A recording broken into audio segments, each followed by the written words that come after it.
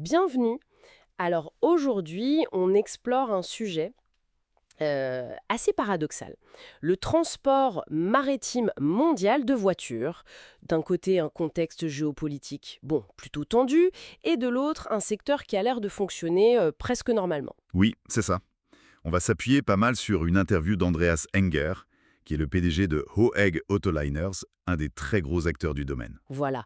Et notre objectif, c'est de comprendre un peu ce décalage. Pourquoi les gros titres disent une chose et la réalité sur l'eau semble différente. Commençons par ça, justement, ce paradoxe. Oui, parce que Enger, il dit en substance que si on ne suivait pas du tout les informations, on pourrait croire que le monde est parfaitement stable. Ah oui?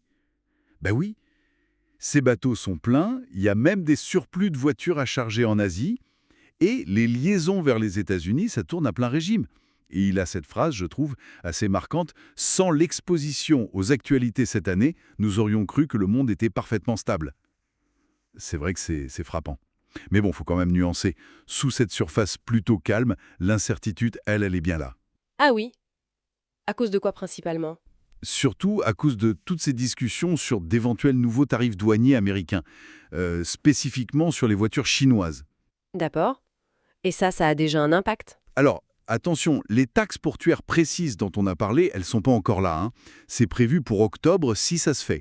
Donc pour l'instant, ils disent ne pas voir d'impact direct. Ah bon? Les clients continuent comme avant? Oui, les clients continuent d'envoyer des voitures aux États-Unis. Après, c'est difficile de dire si certains essaient d'anticiper euh, en expédiant plus maintenant. C'est assez flou, en fait.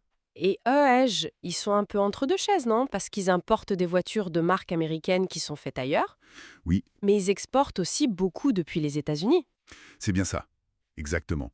C'est même un gros morceau de leur activité, hein.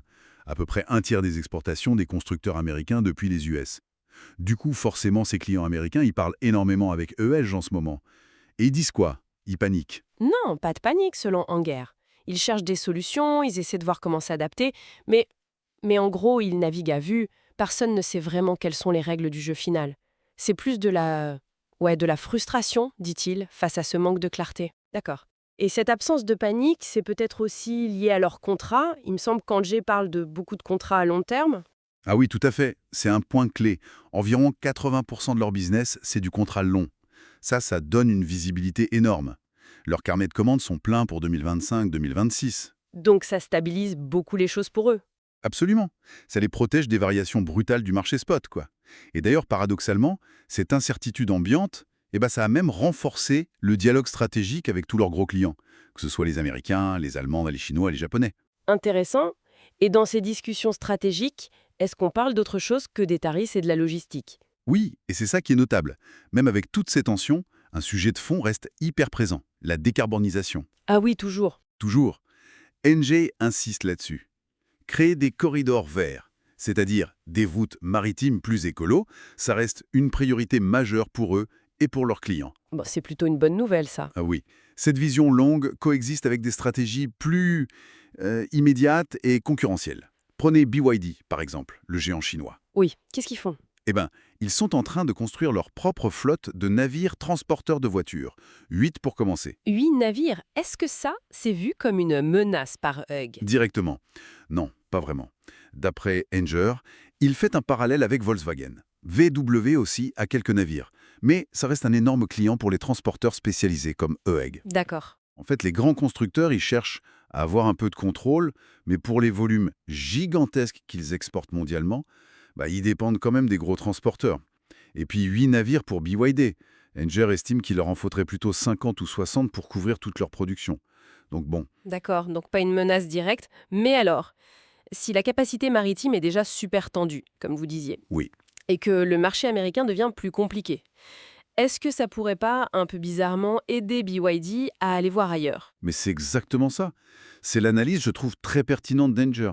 Il pense que cette incertitude américaine pourrait, sans le vouloir, favoriser l'expansion de constructeurs comme BYD, mais sur d'autres marchés. Comment ça? Parce que EG et les autres transporteurs, ils manquent déjà de bateaux pour satisfaire toute la demande d'exportation chinoise vers l'Europe, l'Amérique du Sud, l'Australie.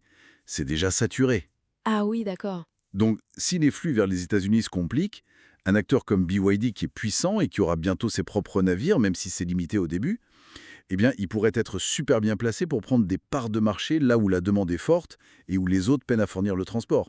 Donc une conséquence indirecte, mais potentiellement énorme. Exactement, c'est une implication stratégique qui pourrait être très importante, oui. Bon, alors si on essaie de résumer, on a un marché qui, opérationnellement, tourne à fond, presque comme si de rien n'était, C'est ça. mais qui navigue en plein dans une sorte de brouillard géopolitique et commercial avec des conséquences possibles assez contre-intuitives. Voilà, c'est tout à fait ça.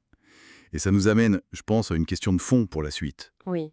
Au-delà de l'impact direct des tarifs sur les voitures qui vont aux États-Unis, comment est-ce que tout ça, la saturation des navires, l'incertitude des règles, les stratégies des constructeurs qui s'adaptent, la montée en puissance chinoise, comment tout ça pourrait, à moyen terme, redessiner plus largement les grandes routes du commerce automobile mondial, voire même, qui sait, l'endroit où on fabrique les voitures?